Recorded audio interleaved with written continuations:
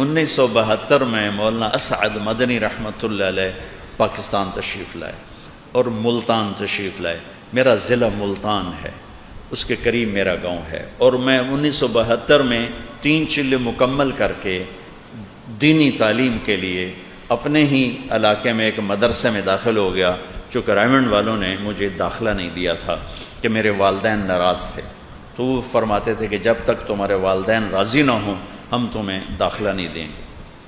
تو قاسم العلوم میں تشریف لائے تو وہ زمانہ تھا شاہ سوار خطابت بھری پڑی تھی، بریلیوں میں بھی بڑے خطیب، دیوبندیوں میں بھی بڑے خطیب، خطابت کا دور تھا۔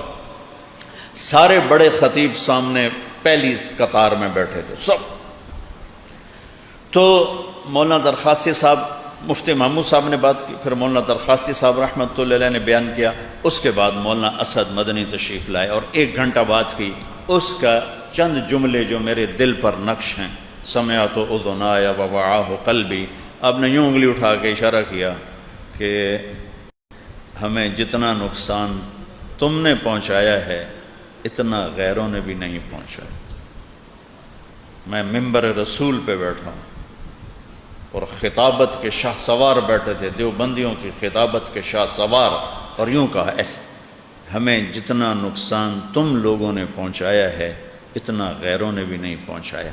اور پھر فرمایا کہ ہمارے اکابر گالی کا جواب گالی سے نہیں دیتے تھے، تم لوگ گالی کا جواب گالی سے دیتے ہو، تو حق کو باطل میں پہچان کیسے ہوگی؟ پھر ایک واقعہ سنایا کہ میرے والد صاحب رحمۃ اللہ علیہ ایک جگہ گئے، کسی شہر کا نام لیا، وہ نام بھول گیا، تو فجر کی نماز کے لیے فرمایا کہ مسجد قریب کون سی ہے؟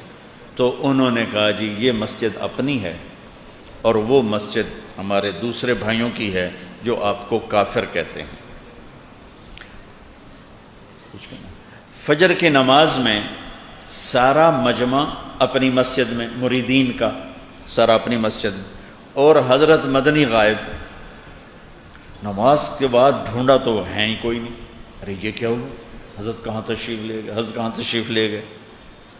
کسی کو خیال نہیں آیا کہ اس مسجد میں چلے، کسی کو بھی، اور حیران پریشان ہو کے سارے قیام گاہ پہ آ گئے، ادھر کوئی گیا ہی نہیں دیکھنے، اور حضرت مدنی نے فجر کی نماز وہاں جا کے پڑھی۔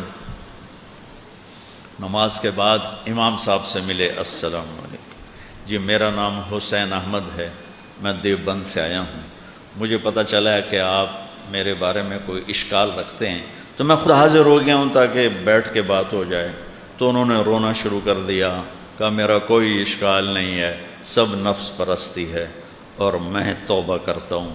انہوں نے اسی وقت ان کے ساتھ چل کے آ کر حضرت کی قیام گاہ پر بیٹھ کے ساتھ ناشتہ کی۔